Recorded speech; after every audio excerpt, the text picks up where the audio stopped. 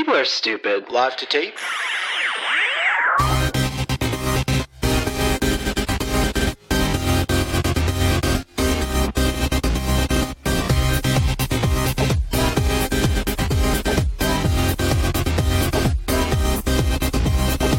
Welcome to Millennial 536. I'm Andrew.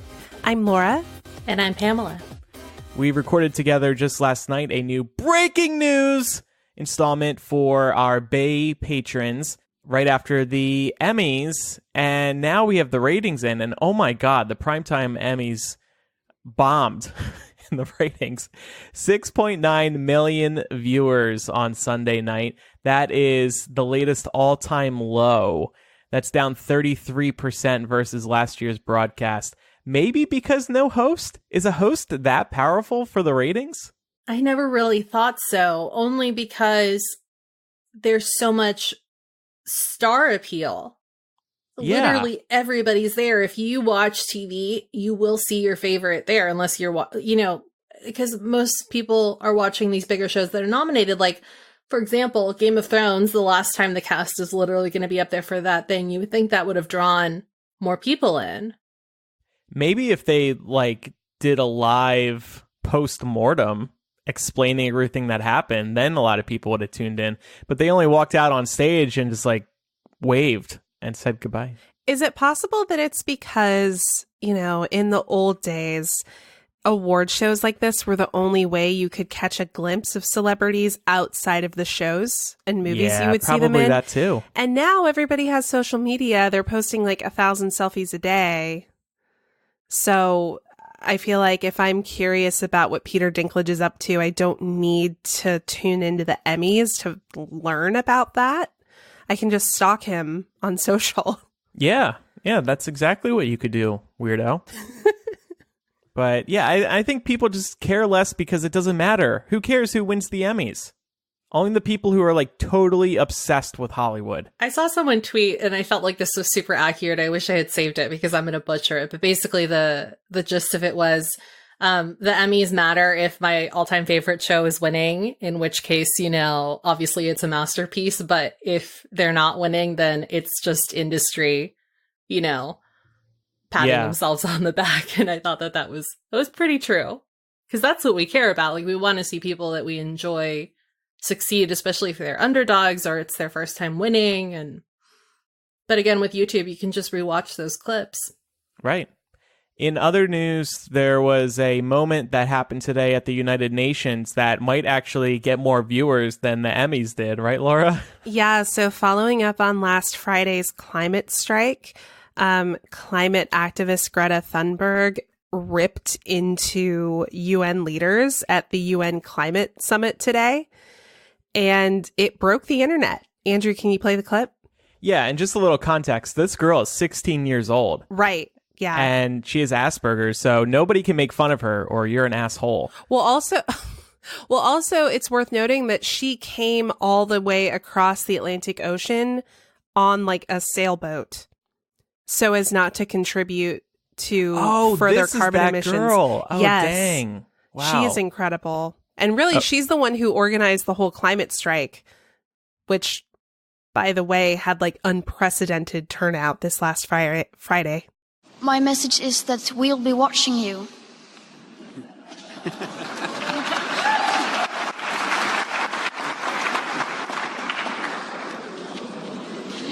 This is all wrong. I shouldn't be up here. I should be back in school on the other side of the ocean. Yet you all come to us young people for hope. How dare you? You have stolen my dreams and my childhood with your empty words, and yet I'm one of the lucky ones. People are suffering. People are dying. Entire ecosystems are collapsing. We are in the beginning of a mass extinction, and all you can talk about is money and fairy tales of eternal economic growth. How dare you? She's saying all this to world leaders. That takes a lot of courage. And what a phenomenal public speaker she is, too. Yeah. I mean, being as young as she is and being as informed as she is, we'll link to this in our show notes, but she goes on to share some pretty sobering statistics about how even like on a global scale, what's been proposed by more forward-thinking governments is not enough to get us out of this hole that we're in. Mm-hmm. So, also, I saw a GIF of her on Twitter that I retweeted because it was like, oh, my soul. It was a close-up of her as, I guess, Donald Trump walked by at her face. It's oh just my like, God. Really? Yeah. Oh, I need to pull this up. Now, I have no idea if the GIF has been doctored. Not sure if like they were actually within, you know, striking distance of one another, but she looked like she wanted to murder him. And I was like, oh, sweetie, I feel the same way. What a cute little child. I know. Best friends. But go buy her a PSL in honor of the first day of fall. Yeah, that was great. And there were also clips of Trump at this gathering, and he was wildly uninterested. I mean, he looks like a 2-year-old up there. Yeah, I know.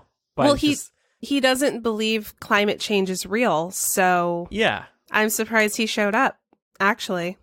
Yeah, and it's interesting you say that because I was watching her interview on The Daily Show with Trevor Noah, and he was asking her about the difference between how people respond to global warming and climate change over in Europe versus America. And she said that the biggest difference is that in Europe, the majority of people understand that it's fact, whereas in the United States, our leaders are still debating it. And I felt like that spoke volumes, you know. That interview was also great.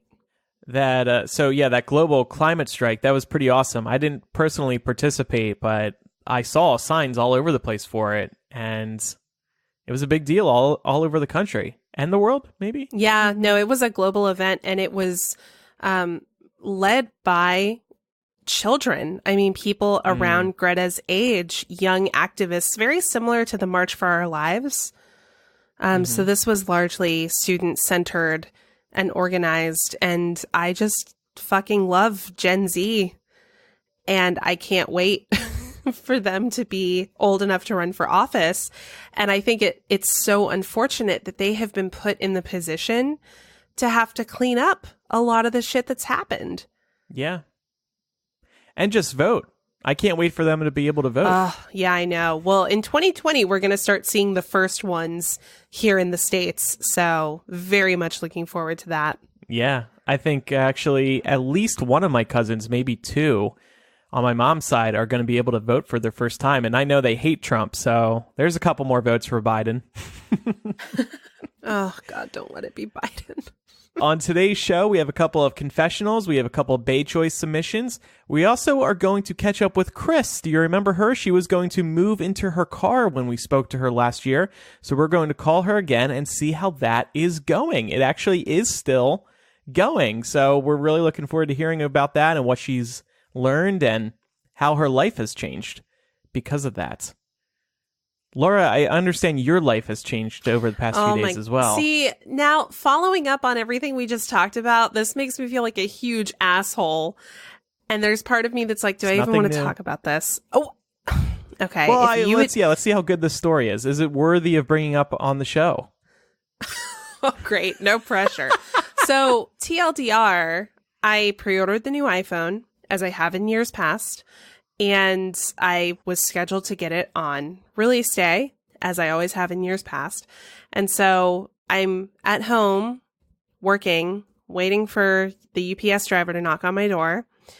And it never happens, and it never happens. And I keep updating my tracker to see, like, where is it? And then at one point I update it, and it's like, delivery attempted. No one was home. And I was like, that is some bullshit, because I'm sitting 5 feet from my front door right now. My dog would have gone insane if anybody had rung or knocked.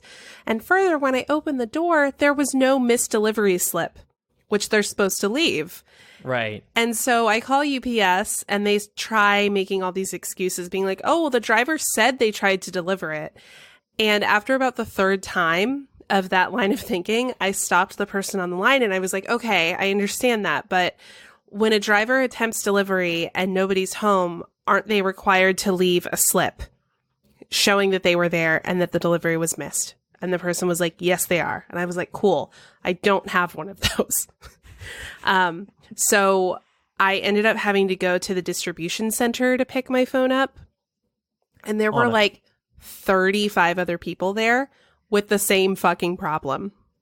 Sounds like there was one lazy UPS driver who didn't feel like dropping off all those phones. Yeah, I don't know. And I mean, at the end of the day, like, obviously, it's a total first world problem. But I was just like, come on, this is like the 11th fucking iPhone launch. We can't figure this out by now.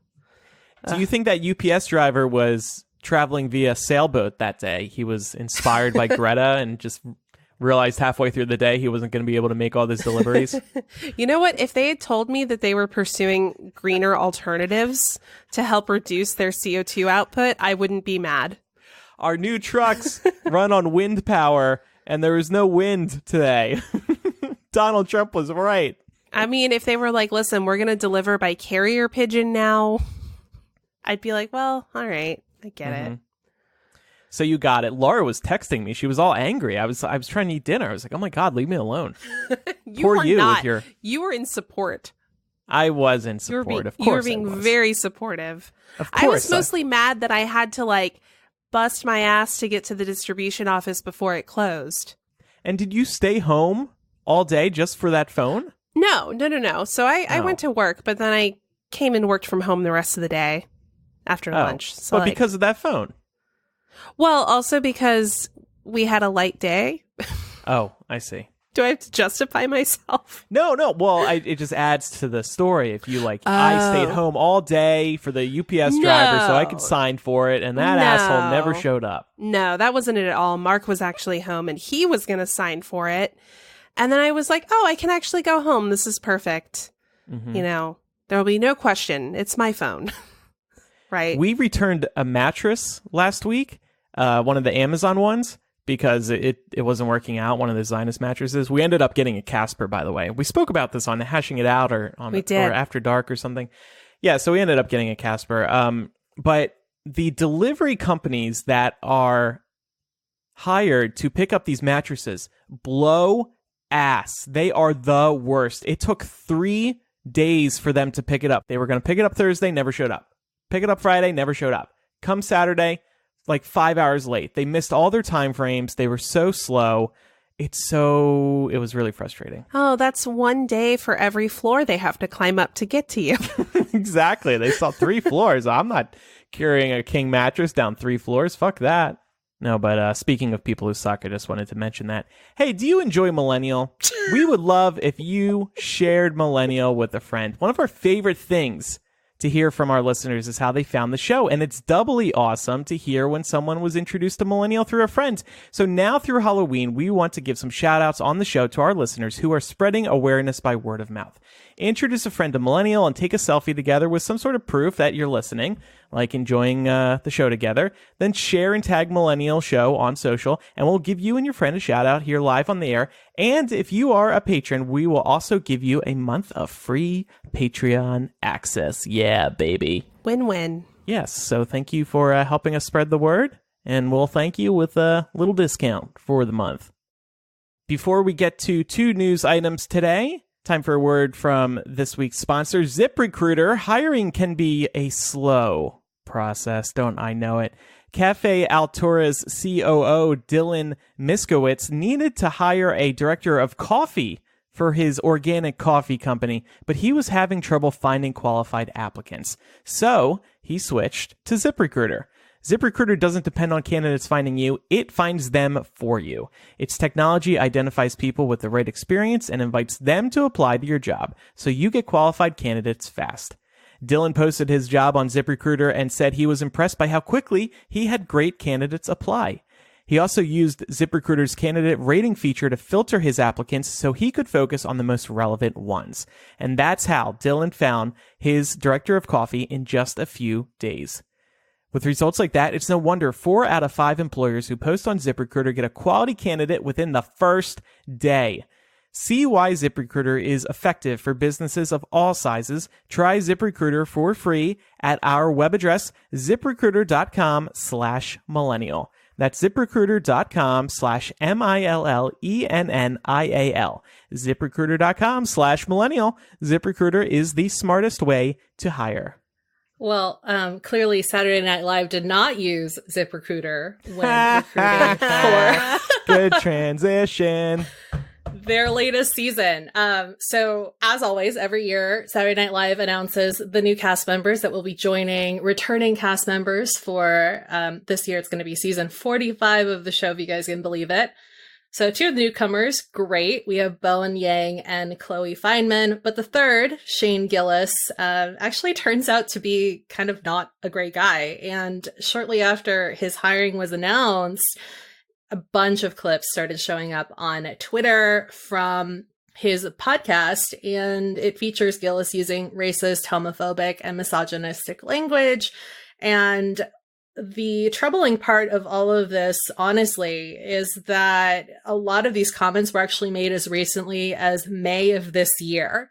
So it's not even like he can really excuse his behavior saying that he was much younger. This was years and years and years ago, which, you know, obviously is not like a good excuse, but at least it's better than, you know, doing this stuff anyway, despite knowing that we're in 2019 and it doesn't fly anymore. So in response to the outcry, he tweeted a non-apology, which is pretty long-winded. If you want to look it up, you can, or you can reference our doc here. But I just want to read out this last little bit here that he ended with, where he said, "I'm happy to apologize to anyone who's actually offended by anything that I've said. My intention is never to hurt anyone, but I am trying to be the best comedian I can be, and sometimes that requires risks." So translation, he doesn't think many people are actually offended. Exactly. Also, like, what is he talking about? The risk of using bigoted language and like stereotypical slurs towards the Asian community? Like, it was straight up offensive stuff. he's characterizing the use of like homophobic and racist language, like nothing that's even like in gray area, right? Like there's no room for interpretation here. He flat out used a word that is well known to be a racial slur against Chinese people, and he's trying to characterize this as like an artistic decision. That's bullshit, man. Like, come on. Not to mention how recent this all was. May. Just this past May. That's very recent. And then a bunch of these clips were all from the past year. And this podcast, by the way, that he's on, I listened to these controversial clips. It's awful. I want to go and share Hypeable Impact with him so he can hire me to produce some better podcasts. It was really bad.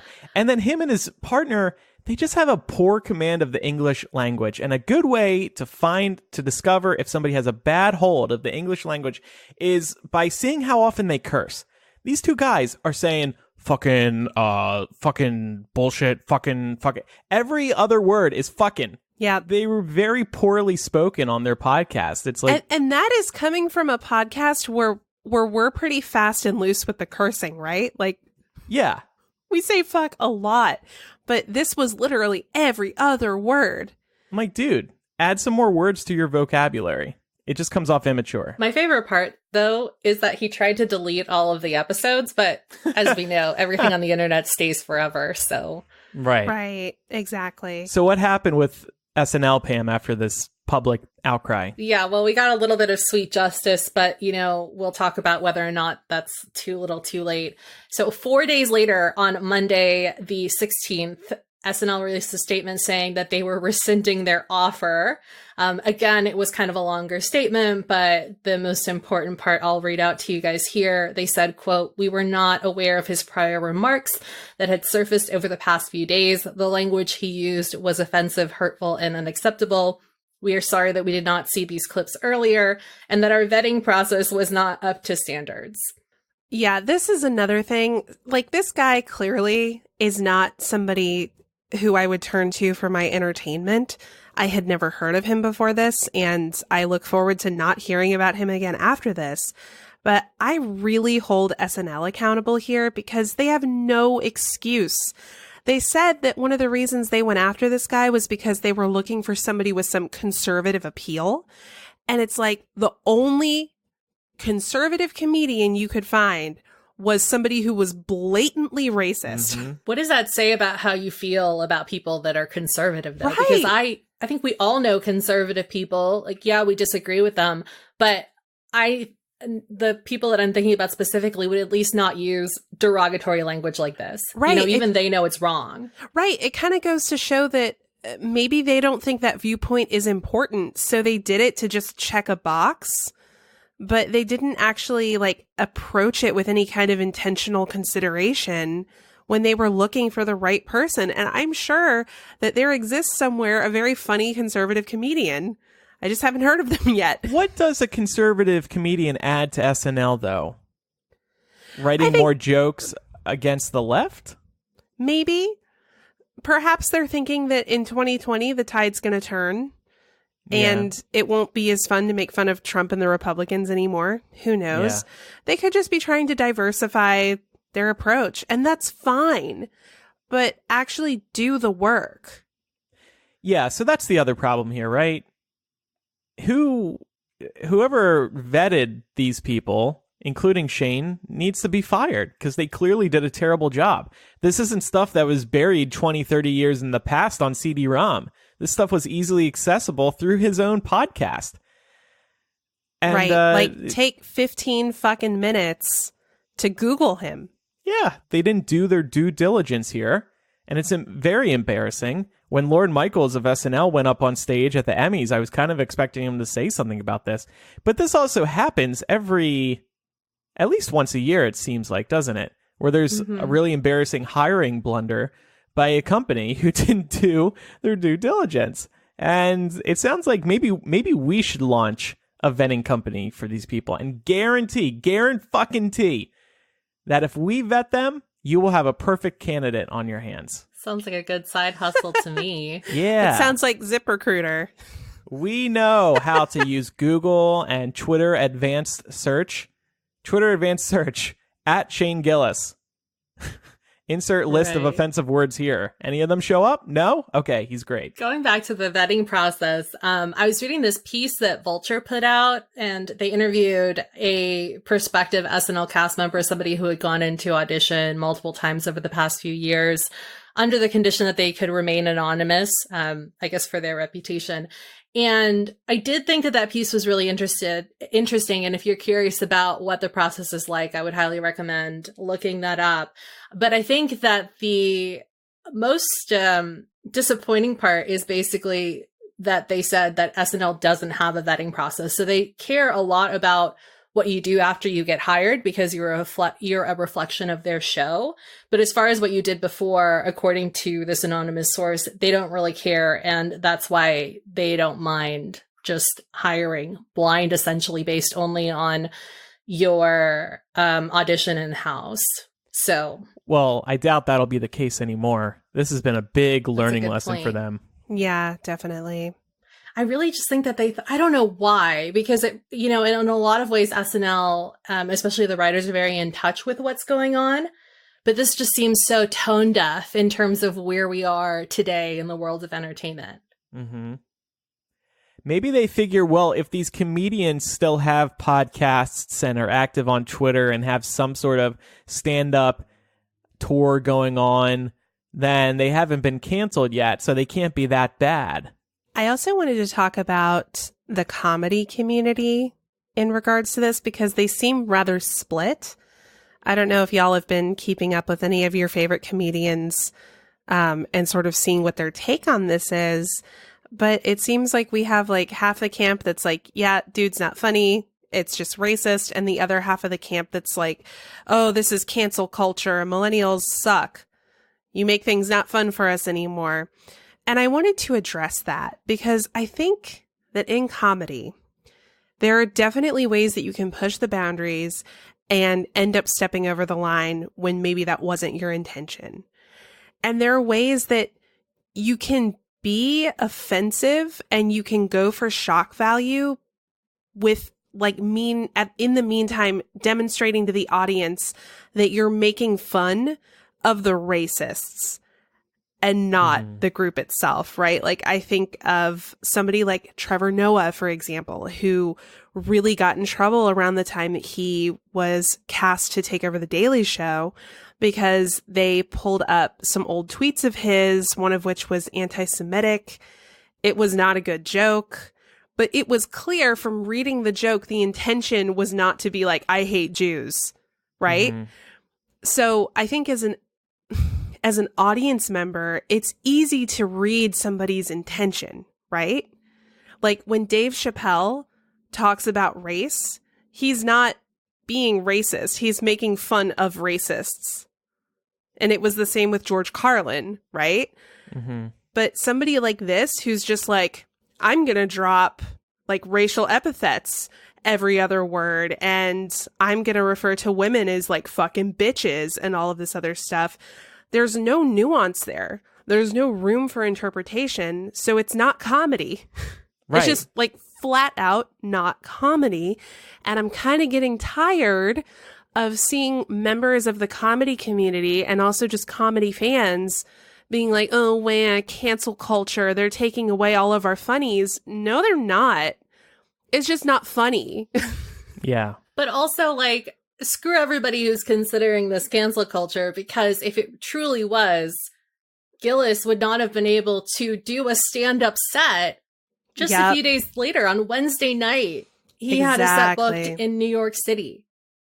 He's not a pariah. He's still, you know, riding off of this buzz and clearly has not even learned his lesson. So there's a really big difference between what, you know, the naysayers are thinking cancel culture is versus what it actually is.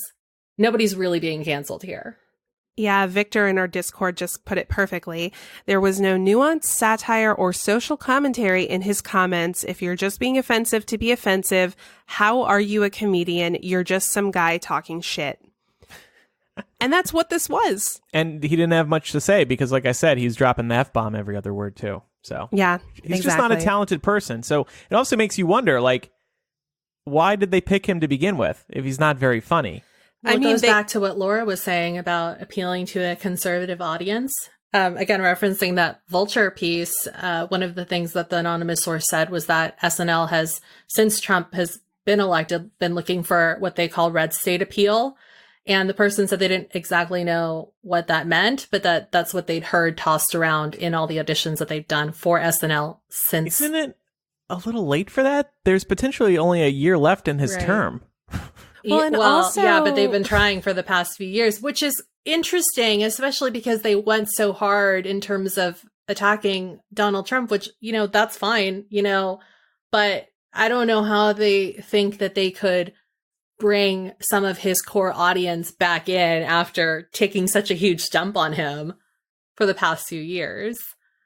It is interesting, though, because before anybody thought Trump was going to be the Republican nominee, SNL was, I'm not saying that they were complimentary of Trump, but they kind of gave him a pat on the head a lot of the time, and they even had him host, which I don't think they would do now. No. So it kind of shows that they're sort of looking like, where is it going to be most beneficial for us to bread our butter? Yeah. But the thing that I don't understand about this is like SNL, it is a New York City sketch comedy show, right? Like there's really like very little room there for red state appeal. Mm-hmm. So stop trying to be something you're not, because clearly when you do that, you fuck it up. SNL also just isn't very funny anymore. The episodes can be so hit or miss. Like the episode with John Mulaney, and I was thinking about it last night because that was one of the episodes they submitted for Emmy consideration. That one was really good. But then some episodes, and I can't think of specific ones offhand, are just bad. And I think part of the problem is they're just not hiring great talent anymore. It's at least not across the board great talent. Of course, some really great people pop up, but then there's other people on the show who just suck.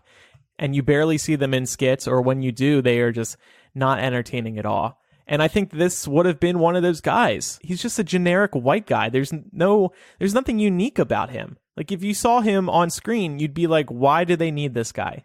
It looks like they Red just plucked state him out of the appeal. audience. What? He's going to sit in every dinner scene and be like, Trump 2020. Like, it can't be all for red Probably. state appeal. Yeah, it'll just have all the MAGA merch on, and that's what you'll know. Okay. Well, speaking of making America great again, Ooh. I thought that we could talk about Donald Trump's Ukraine drama over the last few days.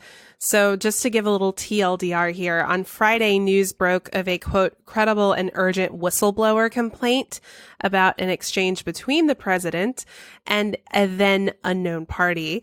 The White House and the Justice Department actually blocked that complaint from reaching Congress. So if you're seeing a lot of chatter amongst your elected representatives complaining about this, this is why.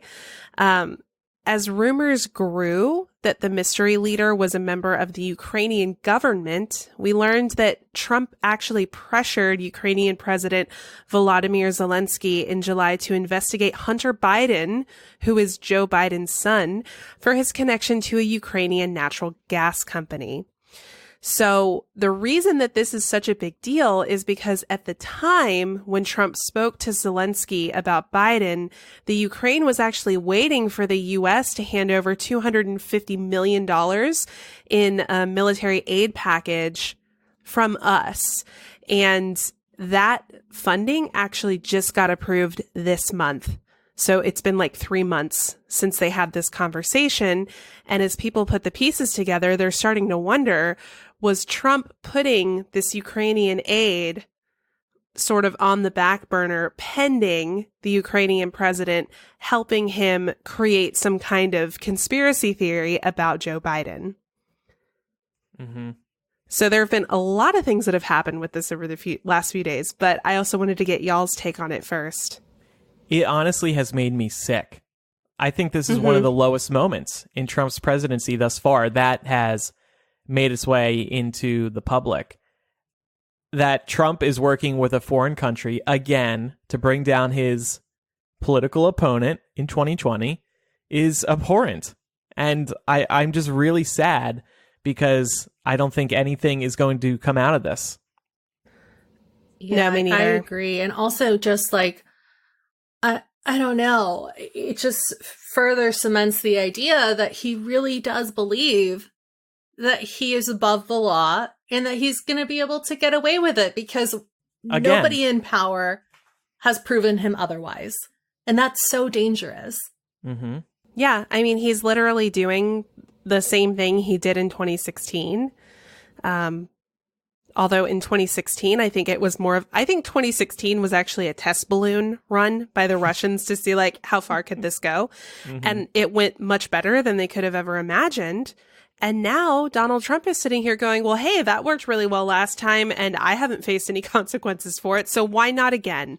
Yeah. Right. But no collusion, no obstruction of justice. Right. Exactly. And then Giuliani goes and talks about it and admits on CNN that he did it. And then, of course, the Trump administration, Trump himself was denying that this happened. And like clockwork, the stories just kept coming out. So now he doesn't even deny that it happened. Now we're at the stage where he just says, oh, but was it really so bad? I was just doing what anybody would do. Yeah, and Giuliani was on CNN saying that it doesn't really matter what Trump did or didn't do on that phone call because he's the president and he can do whatever he wants. Mm-hmm. Mm-hmm. So, of course, there are more impeachment rumors brewing right now. The Democrats there's news leaking out of House Democrats saying that they might be forced into doing this. Pelosi has adopted stronger language when it comes to current investigations. But what I have to say to that is I will fucking believe it when I see it, Nancy. It's too bad. Why she still is being relatively soft on this whole issue. Just like come out and say it right now. This is terrible. He betrayed our country.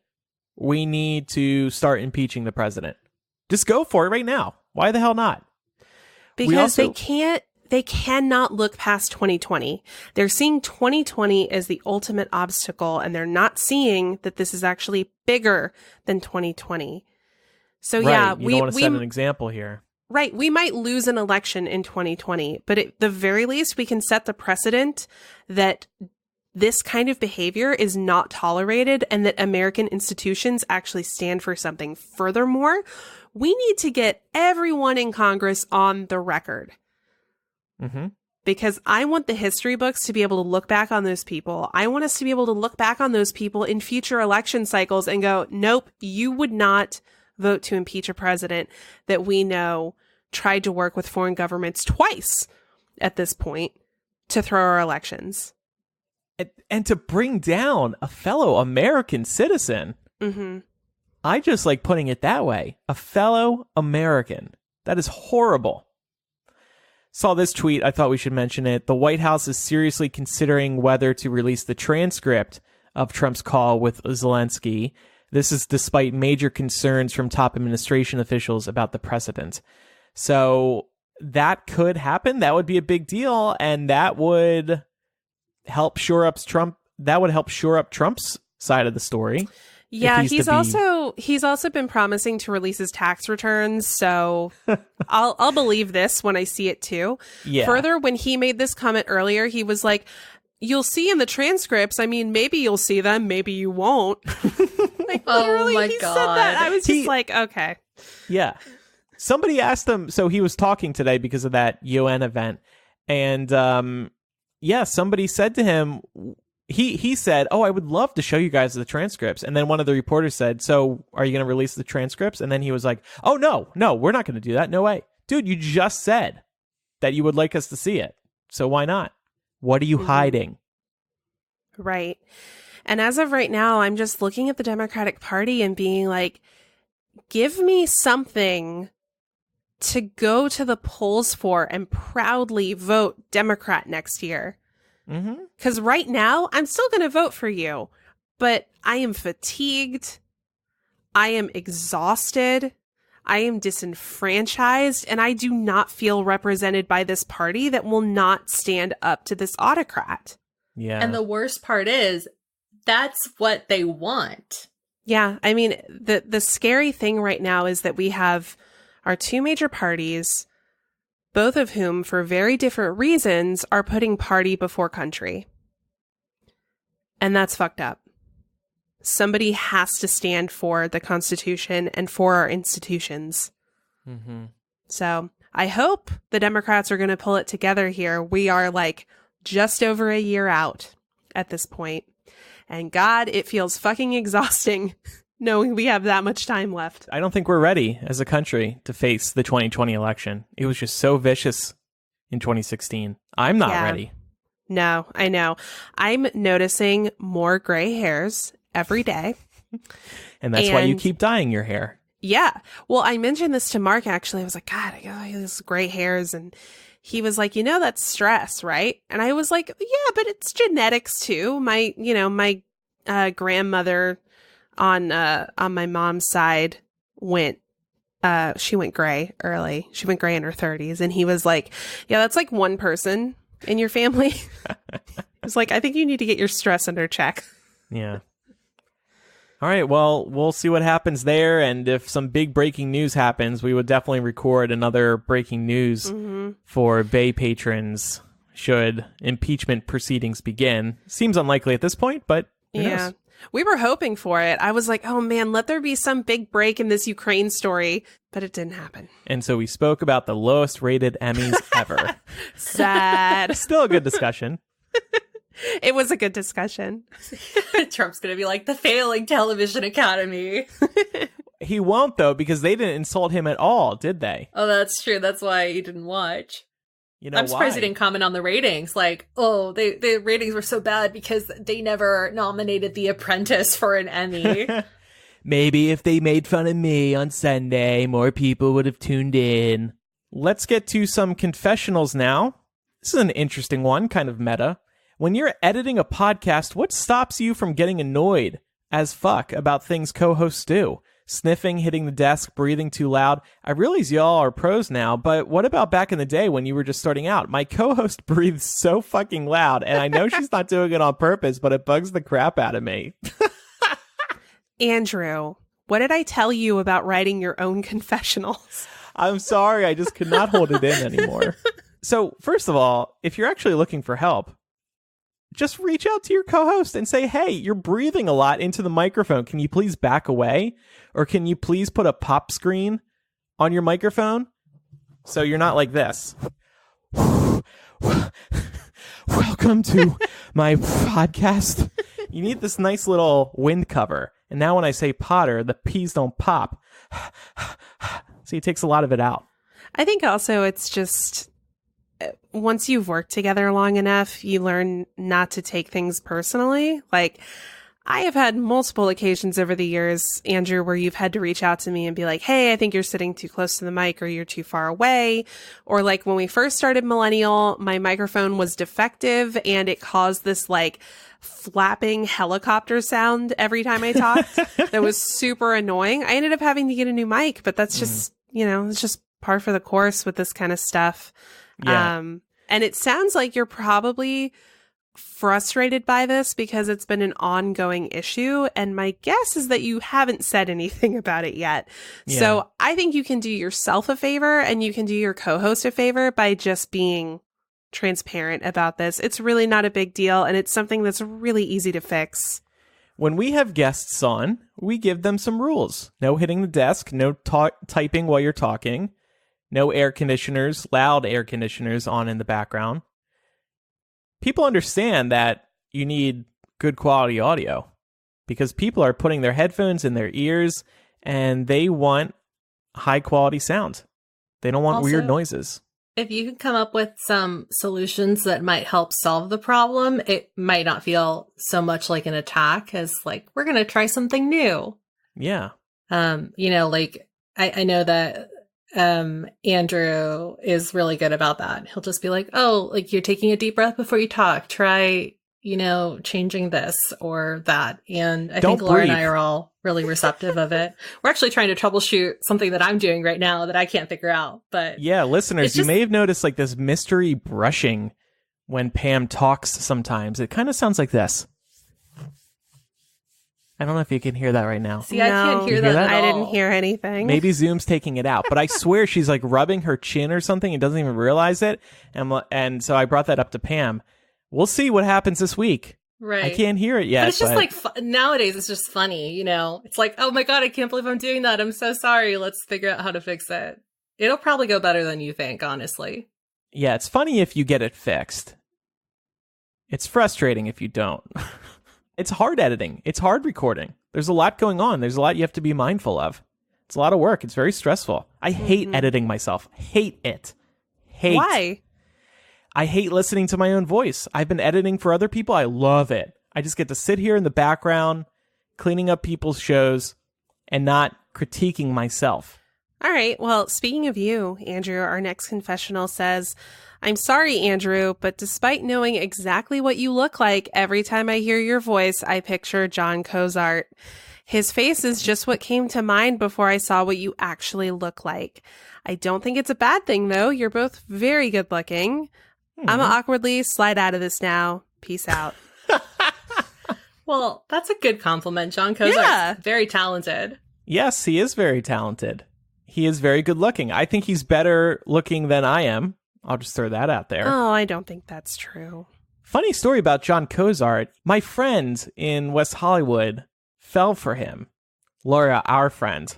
Oh. Fell for him and like hung out with John Cozart a bunch of times, but John Cozart wasn't feeling it. And in fact, I think he was pretending not to be gay. That's really bad. To push away. And how do you pretend not to be gay? Like, do you just date women? I don't know. but I know was very frustrated when I think John Cozart did come out. Do you know, Pam? I feel like he's out now. I wouldn't know when he did or if he was ever not out. So he was pretending like he didn't like guys when was interested in him, and then John Cozart goes and comes out or announces he has a boyfriend or something like that. I know I was like, well, wait, what the fuck? I thought you were straight. Hey, John Cozart, that was a good choice. You dodged the bullet, John Cozart. No, I can't say that. That's awful. No, you can edit that out. That's a Patreon live stream exclusive comment right there. All right. And final email. This is geared more towards you ladies, I think. I'm 24, female, and never had an orgasm. What are your best cheap recommendations for toys? I highly recommend Adam and Eve. They're a sex toys shop that you can access online. It's adameve.com. They offer a variety of items that are priced from like extremely reasonable to incredibly expensive. There are even items on there that are like $14 that I think you'll enjoy. Things like clitoral stimulators and stuff like that. What I also really like about them is they're very discreet. So when they send you your package, no pun intended, it's very discreetly wrapped, and the return address does not say Adam and Eve on it or anything like that. So you don't have to worry about like your mailman or your neighbors seeing it and judging you or anything like that. But they also sell a lot of stuff that's like waterproof, so it can be used in the shower, the bath as well. Highly recommend that kind of stuff. It's just usually easier to like clean.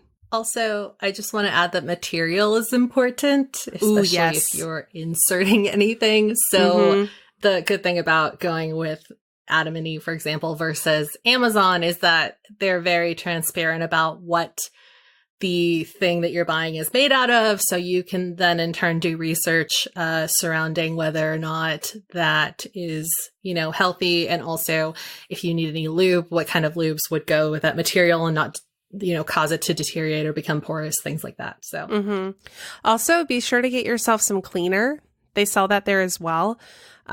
Usually you're not going to want to use like regular like soap, like hand soap or anything to clean these items, because again, your regular like antibacterial hand soap can have stuff in it that'll like break down the toys or like not fully clean them to the extent that they should be. But the toy cleaner is usually pretty inexpensive. So recommend that too. And have fun. That's the most important part. And write in. Let us know how it goes. We love getting updates. Yeah, let us know what you bought. Yeah. Me and Pam are going to be getting out like our notebooks to be like, okay. Our Adam and Eve wish list. Right. I mean, it's all anonymous. She doesn't even have to feel any shame. So yeah, exactly. And there's nothing to feel shame about. I've bought Do you want stuff to from come there on before. air and have your first?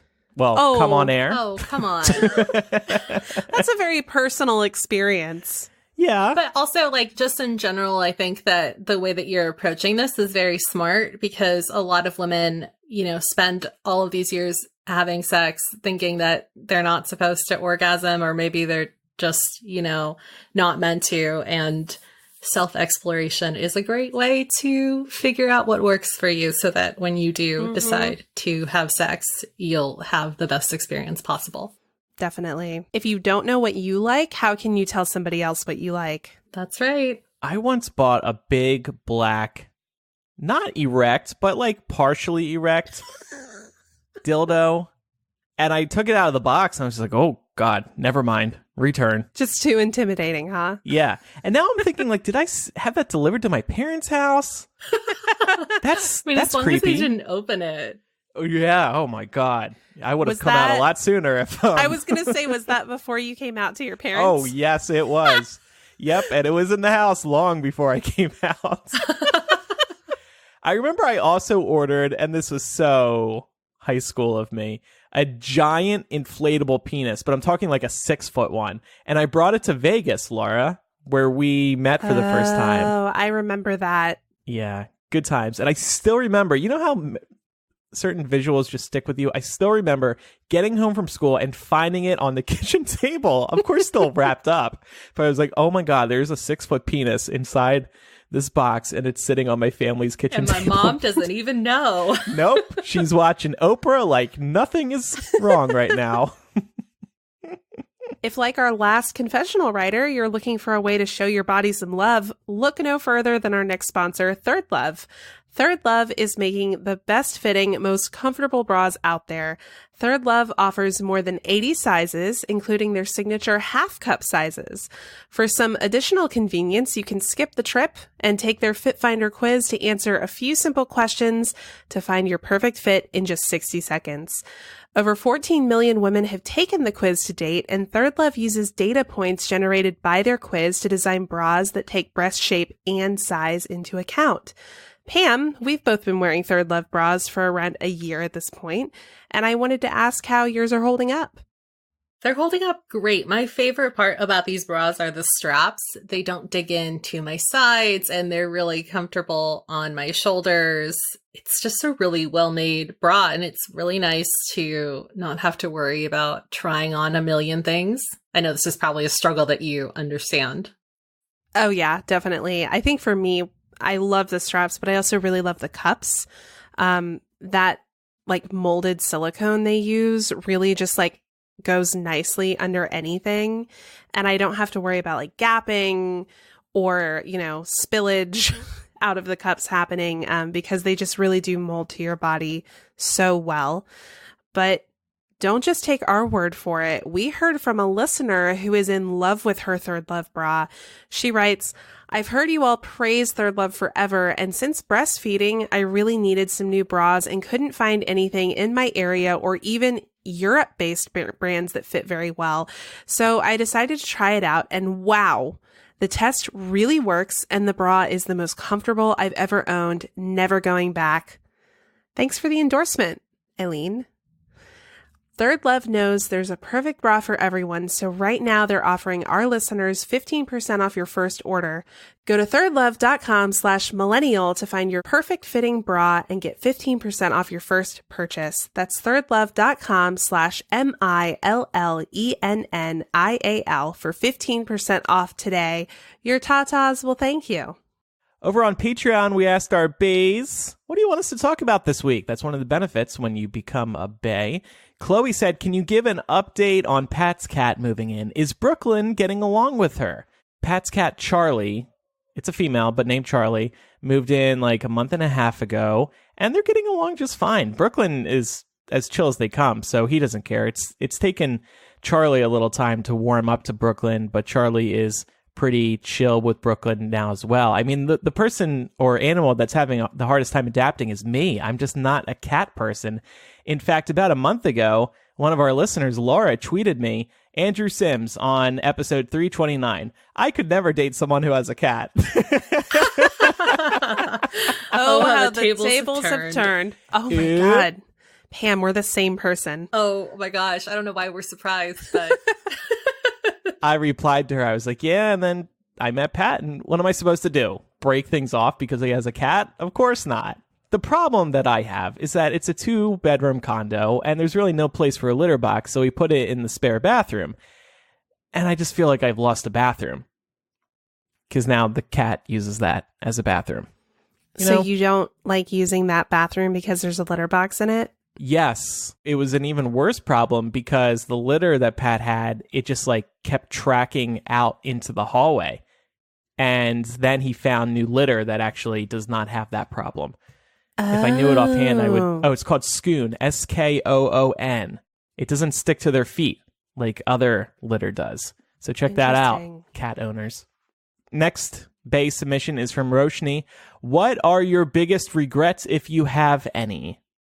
Pretty deep question. I was trying to think about this earlier today. I guess I would say my biggest regrets right now are just burning a couple of business bridges, including that one I documented a couple weeks ago on After Dark.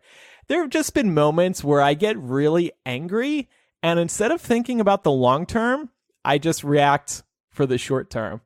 And so there are definitely people I no longer have business relationships because I was like, fuck you, I'm out, you suck ass, goodbye. Roshni, I don't think mine is going to be any surprise to you. I would say for me, it's the amount of student debt that I took in order to obtain my master's degree. I've documented here on this show having conflicting feelings about my master's experience. And even though I don't particularly cherish the time that I spent doing my master's because I was pretty miserable. I think that it was good for me because it showed me what I was made of and what I could handle. So what I actually really regret about this is how much money I spent doing that, because I feel like I could have learned that lesson in a more cost-effective way. Mine is similar to Laura, but a little bit different. I just regret not getting my general education requirements out of the way to community college. I really bought into the idea that I was a failure unless I ended up at least at a state school, and that was like, you know, lowballing it, which is an awful way to think, but that's kind of what happens when you're influenced by your surroundings. But yeah, I think that I could have saved a lot of money, and also it would have given me a little bit more time to really decide, you know, what I wanted to do, which, like, obviously I would have ended up in the same career, but I just think that I wouldn't have second guessed it so much. So in other words, you wish you got your GE at like a community college so you wouldn't have gone into so much debt? Yeah, I just, because, you know, the first part of university is really just getting all of your basics out of the way before you start focusing in on your degree. And I declared pretty late anyway, so I wouldn't have lost anything by not going straight to a state school. I see. Yeah, because it's just like math and English and stuff like that. So I could have taken that anywhere. Yeah, I wish this would have been a thing at the master's level too, because honestly, a lot of the classes I took my first year, I feel like are things I could have done somewhere cheaper. But because they tend to be shorter programs, like 2 years, a lot of schools aren't really super open to transferring in of those credits. So it's also a way I could have saved some money. Next Fuck question. you, higher ed. Next question is from Jared. What is the thing happening in your life you're the happiest about? Would love to hear what you're most excited about in your lives right now. So like I just mentioned, I'm happy about my living situation with Pat, for the most part, except for the cat. And we're also thinking about where we might end up next. It's still a couple of years off, but we're already thinking about it. We're still in the very, very, very early planning stages, but it's on our minds. I don't want to be here long term here in Chicago. So, and I can talk about that on another episode at length. But yeah, we're just looking for the next step in life. I'm also happy with how everything is going business-wise. Shout out Pam and Laura. So things are generally just good right now. I mean, I'm still stressed the fuck out about every little thing, but it's all working right now. Everything's still standing. But you're just imagining all the scenarios in which everything could go wrong. Of course. That's why I'm on Talkspace every moment of the day, spamming my therapist. Help! Well, I have to echo some of your sentiment because Mark actually moved in around the same time that Pat did. And it's been really good. I'm just really enjoying like having another person, especially like my best friend and like life partner living in the same space as me. We just have so much fun. And it's nice to be able to get that like 24 hours a day as opposed to like 2 or 3 times a week. Millennial is also something I'm really happy about. I mean, I've always been happy about Millennial, but the show's in a really good place right now. I like what we have going on here, and I'm excited for some of what's to come. So that's always a really fun thing to have sort of outside of like my 9-to-5 job commitment. And I just feel, and I know people say this about turning 30, but I feel like happier and more confident than I ever have in my life. And I'm just like, oh, wow, people weren't lying to me. It actually does get better. It does get easier. And like, life still sucks sometimes. That always happens. But generally speaking, I just feel better equipped to handle when things like get all fucked up, you know? I think about where I was 10 years ago and I'm like, oh God, I would never want to go back to that. So just, well, I think I'm glad it's gotten easier for you. What are you trying to say, Andrew? I'm still waiting for it to get easier. I'm 30. Where's my easy track? Yeah, but you're a baby 30. You just turned 30. Oh, I thought you meant like you're a baby, which is also true. No, well, yeah, it is true. But like, I'm getting ready to turn 31 here soon. Mm-hmm. I don't know. Everything's just kind of in a good place. Is everything in a perfect place? Is it all in the ideal place? Of course not. But I just feel like I'm better able to navigate and handle life now than I was even 5 years ago. Good. Yeah. I hate you. I'll be your talk space therapist, Andrew. There you go. Well, I don't know if I'm as zen as Laura is, but I am just really happy about having a better work-life balance. It's in a much better state than it was a year ago, like literally a year ago this month. I really decided to take a step back from just the too much that I was trying to do. And it's really amazing how nice that can be. And so that's just really allowed me to focus on trying to figure out like what I want out of my free time.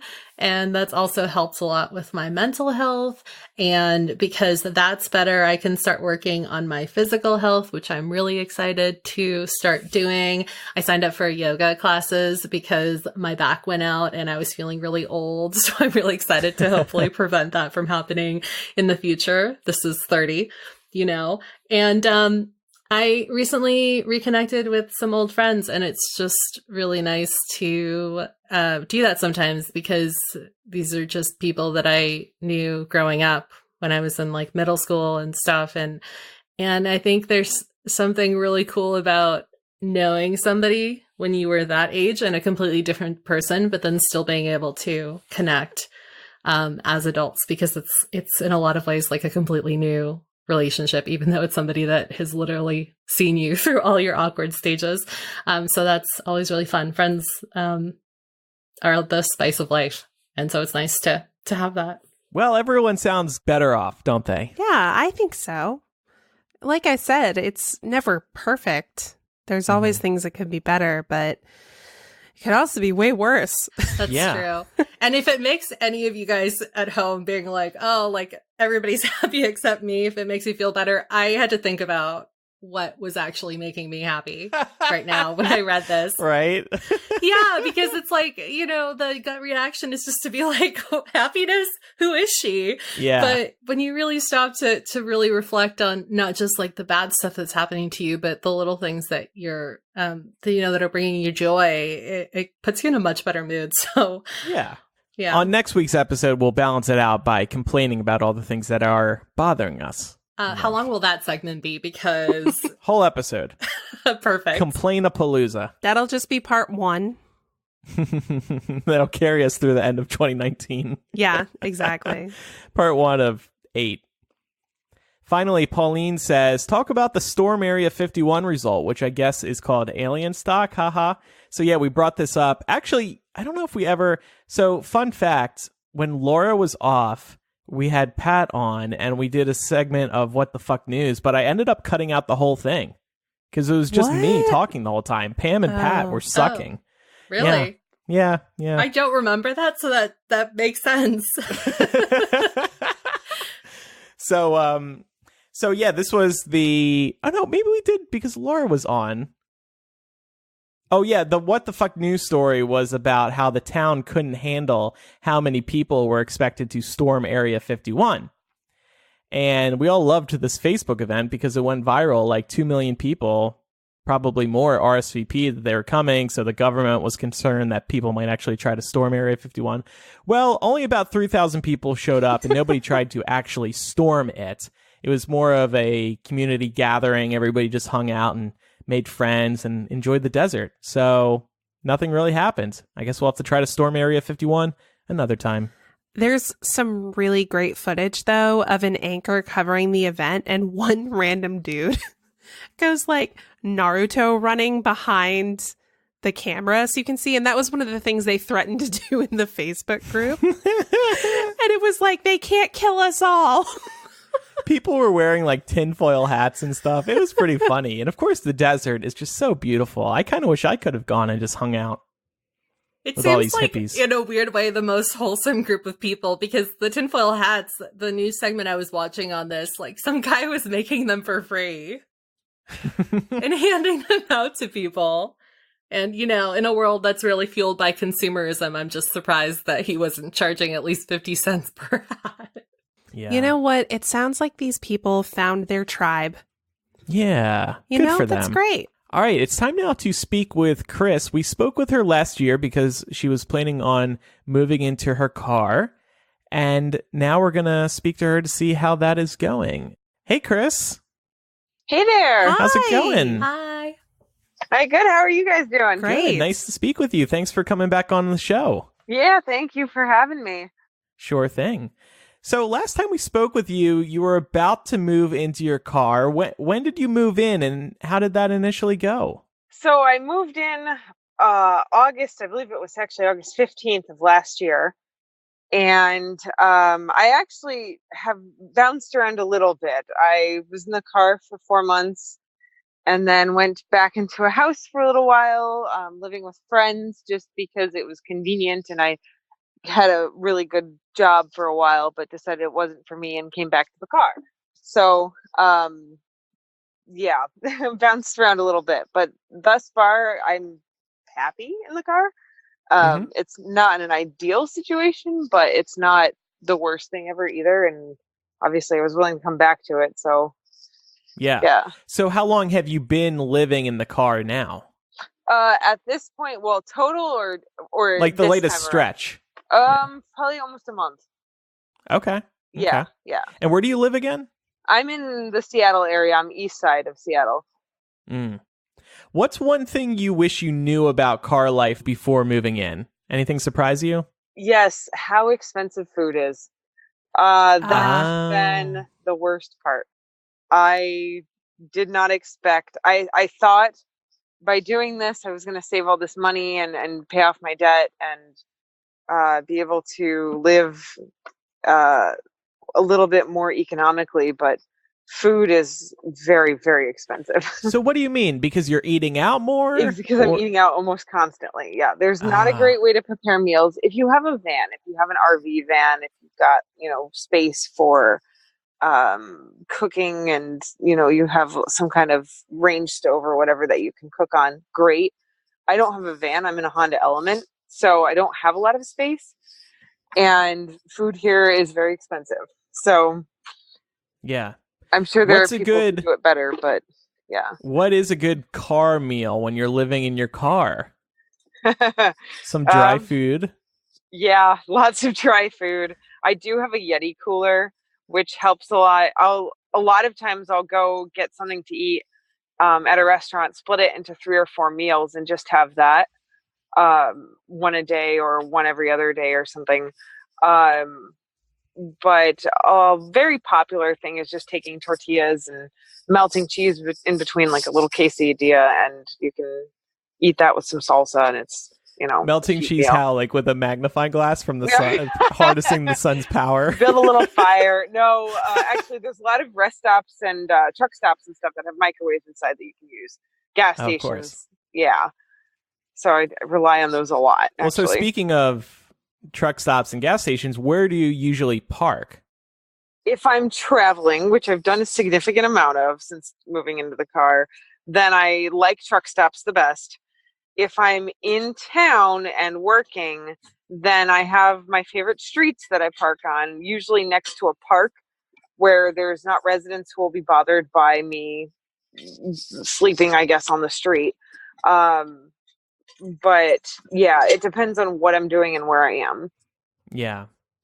Have you run into any assholes yet? Because I remember when we last had you on, either you had experienced somebody who was purposely beeping at you, or you had heard that somebody was doing that. Yeah, no, that was me. Yeah, there was a guy who would drive by every morning and just blare his horn repeatedly, and he'd do it over and over again. Yeah, I haven't seen him recently, so I'm hoping he moved, but yeah, that got old really fast. Any other people like him?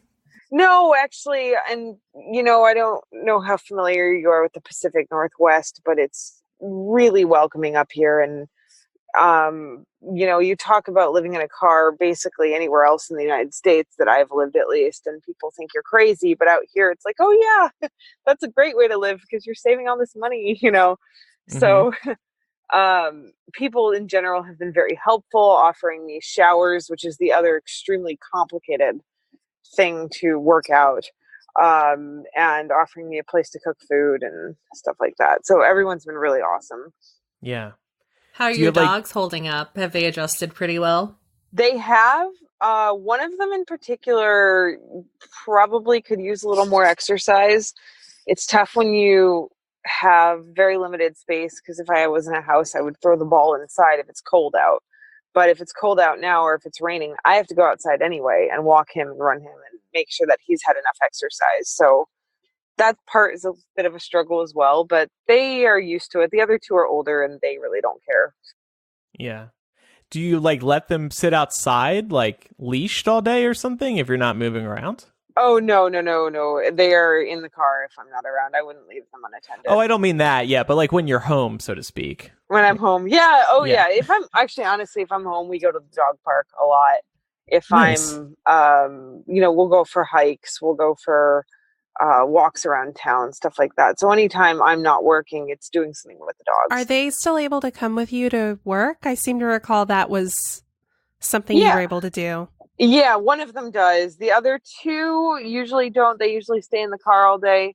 But the one that comes with me has a little bit of separation anxiety, probably from the Mm. fact that I never leave him. So he comes to work with me every day. Yeah. So what do you do? I just had a question about leaving your dogs in the car, mostly Yeah. because I think people out here in California are kind of crazy and they get really anxious when they see that. So how Yes. do you combat that and make sure that nobody decides to be a vigilante and break your window open? It always worries me. I'm very conscious of the heat. If it's hot, they do come into work with me. Honestly, I feel like that's a cultural thing too out here. That is something that you see a lot, is people leaving their dog in the car. It's not abnormal to go out to eat and have your dog sit in the car.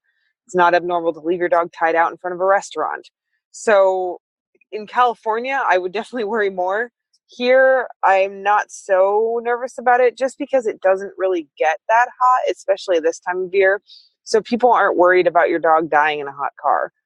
It's right now 50 degrees out. So Yeah, Mhm. that's so interesting because, like, living where I live, it's hard to conceive of a time of year that you could reasonably leave your dog in the car without them potentially overheating. being exposed to the elements, right? Like, for the only time of year we could do that is in the winter, and we don't want to do that either because then it's really cold. Yep, exactly. Well, and that's what makes the Pacific Northwest so nice, since our temperatures are so mild. Even in the summer, I mean, it gets up to like 80 degrees. Anything past 70 without clouds, I won't leave them in the car at all. But if it's below 70, it's cloudy out. I'm parked under shade. I've got the heat shields up. I've got vent locks for the back.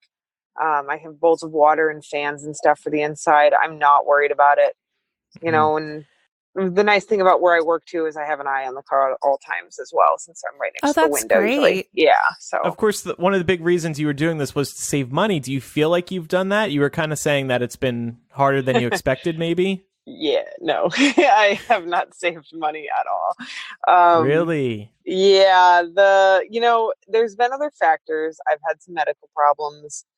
That was one of the reasons I ended up moving. So that probably affected the whole money saving thing more than anything else. One of my dogs has been very sick as well. That's cost a lot of money. Mm.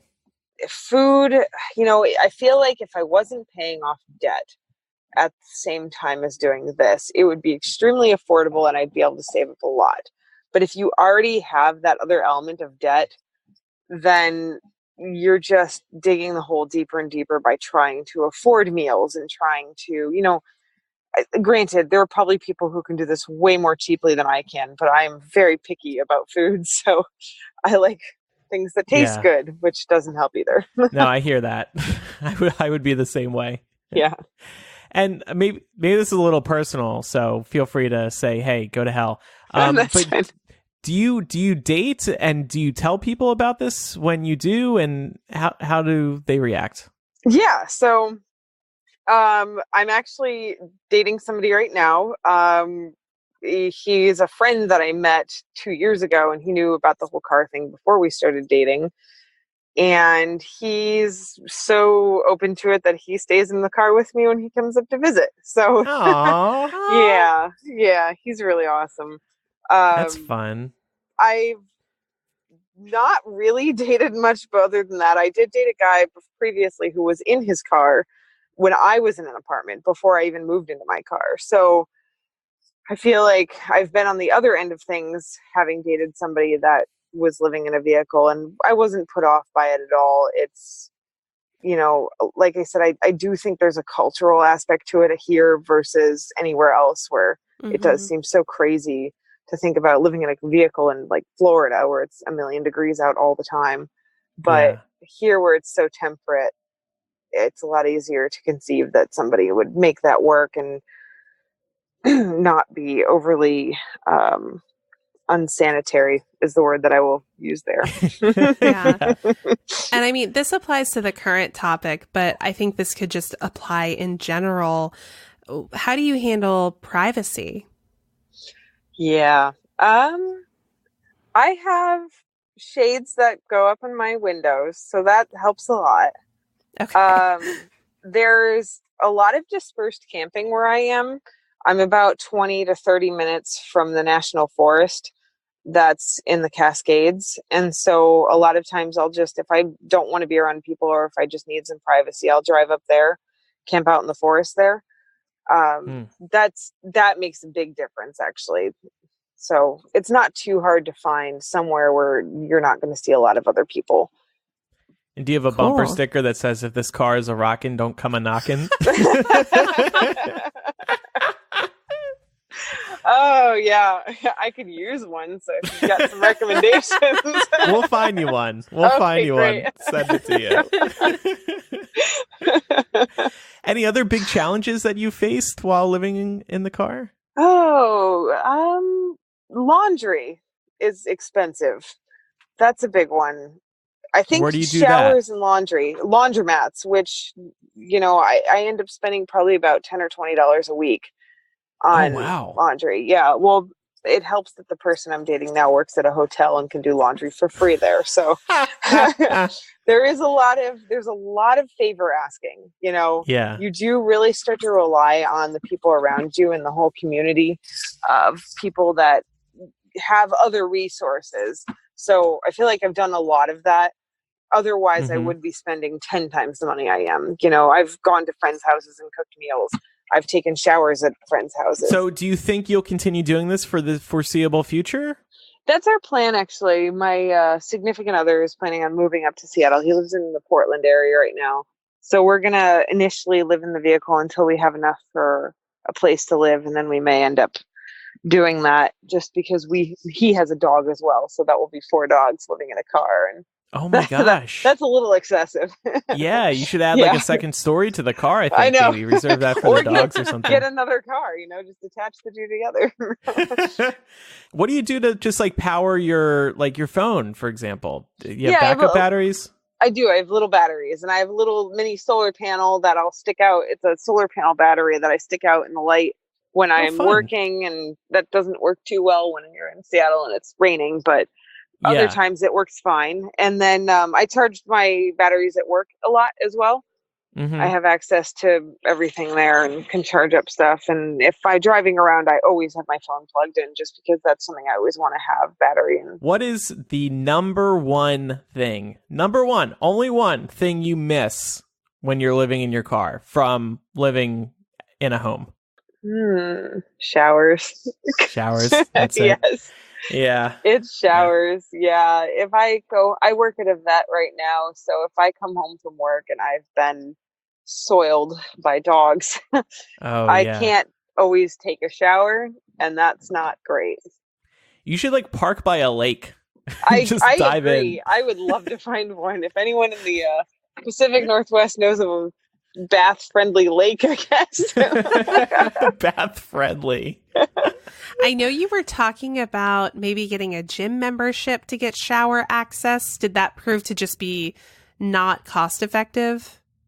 So there's a community center here in town. It's like a gym that has showers. They closed it down for a few months last year when they were working on it. And that was pretty irritating because that meant there was really nowhere to go unless I wanted to pay $80 a month for a gym membership. And I didn't want to do that. So, it does work. I don't love the fact that I have to leave the dogs completely unattended for a long period of time, just because I do worry about the vigilante aspect of someone trying to break the windows just to save the poor homeless animals. But, Do you have like a sign you can put up? No, dogs are okay. I don't know if that would be worse, honestly. Yeah, you're right. Dogs are okay. I just live here, Trust me. Yeah. I haven't decided if that's better or worse, but so far I'm making it work. It's not the easiest thing, but it's an adventure. For people who are on the fence about this, maybe who have thought about this, maybe I think they're probably learning something right now about the whole experience. Would you still recommend this to other people? Absolutely. Actually, yes. It's been very character building. I feel like that combined with the fact that since I last talked to you guys, I've moved across the country once, drove across the country twice by myself, and I mean like Washington to Florida and back.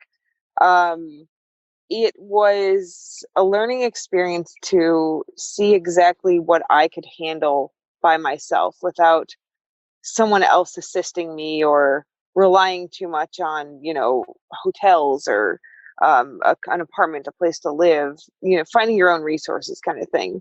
That has been extremely valuable. And I feel like it's made me a significantly more resourceful person in the long run. And just traveling with less stuff must be very freeing. Less is more. I've dumped so much stuff. Every time I move, I get rid of more. And you could write a book about this one day. Oh, yeah, I'm sure. It's called How to Get Rid of All Your Stuff. And find places to shower. Yeah, exactly. Best food for living in the car. Oh, God. There should absolutely be a recipe book for that. A recipe book. Call up Anthony from Queer Eye. I think we have a new idea for him.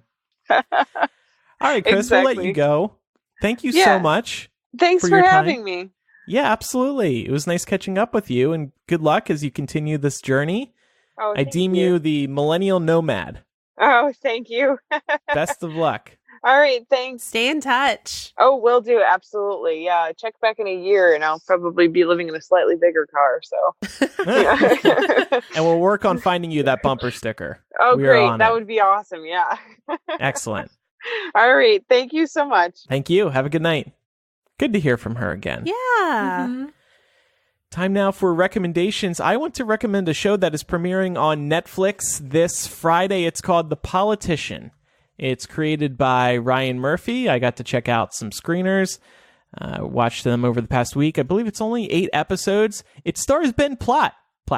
He's a singer, songwriter, a very talented musician, and now he's starring in the show for Ryan Murphy. And the premise is that each season will follow him trying to make his way to the presidency. He has been studying how every president got there, and he is trying to mimic what they did in order to become president himself. So in this first season, he is trying to become president of his high school. And we see him and his team get pretty vicious, actually, to win.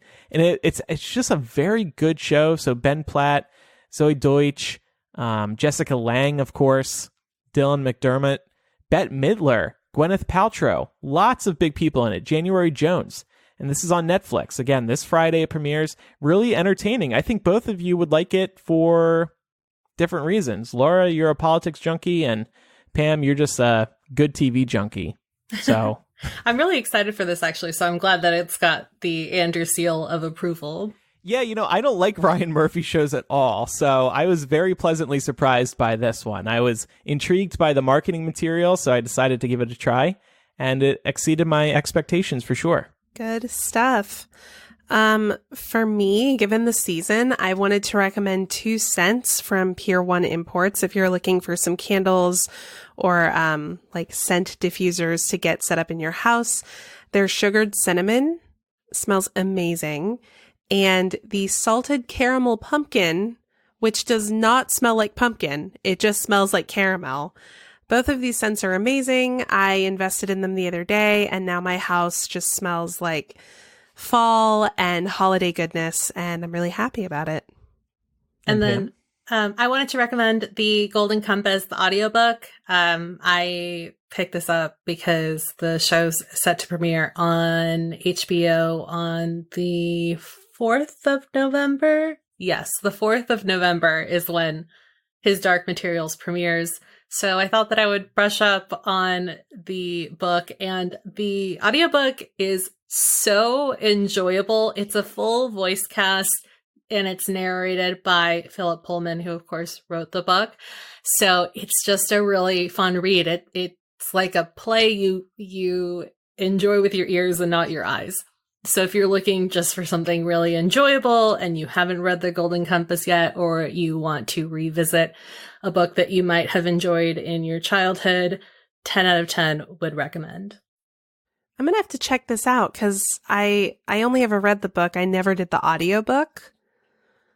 And this seems like the perfect way to get ready for the show. Yeah, it's so funny because I think we talked about this, that both you and I were big fans of the book when we were younger. And there's pieces that I remember and then other pieces that I forgot. And it's just so fun to brush up on it. So if you would like to get in touch with us today, you can write to millennialshow@gmail.com or use the contact form on millennialshow.com. We also have the confessional form over there if you want to submit something anonymously. Also, please follow us on social media, Millennial Show on Instagram, Twitter, and Facebook. You get clips from the show, previews of episodes to come, some fun stuff that we come across. Also, we highlight our recommendations over there. A bunch of other stuff also posted on the social media channels. Again, Millennial Show. Give us a follow. We would appreciate it. Would also appreciate a review on iTunes if you use Apple's podcasting app to listen to the show. What are we doing in After Dark today? We're going to be talking about a feel-good story as regards to euthanasia rates at animal shelters. Obviously, by that we mean the rates have gone down. Yay! I realized once that sentence came out of my mouth, I was like, I feel like I need to clarify here. We're happy because less pets are being euthanized, but we also wanted to use it as an opportunity to talk about shifting attitudes towards spaying and neutering pets, and also to talk a little bit about our own adoption practices and what we look for when we're going to adopt an animal. So okay, it'll be a good one. Yeah, that'll be available at patreon.com/millennial. There's a lot of new stuff there this week. We also have a new Landy that Laura and I recorded last week. We spoke about some new neighbor business. So we actually talked about some family stuff that I went into on the show in terms of a family member having surgery and things like that. Everything's fine. Also talked about another family member of mine making judgments about my life choices. I also shared, it just happened to come up, the time that Hypable got sued. Did you know about that, Pam? Yeah, I did. And I'm pretty sure I said I told you so. Oh, I blocked that part out. This was for the paparazzi photos, right? Yes, yeah, exactly. I definitely said I told you so. Oh, well, I'm feeling pretty shitty about myself now. With my half journalism degree, I was like, if we don't ever do this, we're going to get sued. Well, you could have saved me $17,000, so wish I listened to you. I was also drinking during it, and I probably said some things I shouldn't have. I know Laura was shaking her head at me a couple of times. Yeah, there were a couple. I was like, whoa, this is peak Andrew. Peak asshole. Anyway, that, and we're also going to do a new face-to-face sometime this week for the Bay patrons, where we're just going to hang out and shoot the shit for a little while on video. So again, patreon.com/millennial. We would really appreciate your support. It helps us keep this show a priority in our lives. It keeps the show funded so we can do the best job possible. So thank you. Our closing song today, we'll listen to a little bit of John Cozart, who allegedly sounds like me. I wish I truly sounded like him, then I could have a YouTube career doing all these songs and whatnot. Thanks everybody for listening. I'm Andrew. I'm Laura. And I'm Pamela. I'm actually John Cozart. Goodbye. Here's what happened after all their dreams came true.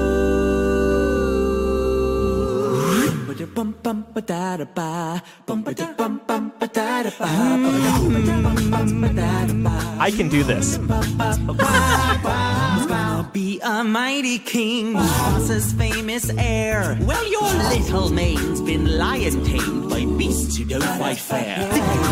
Turned into the main event for soldiers big and small. And now I dread my severed head might end up on your wall.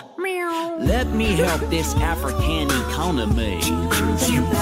Oh, my species is going extinct. Everywhere you look. This is clearly a Disney parody.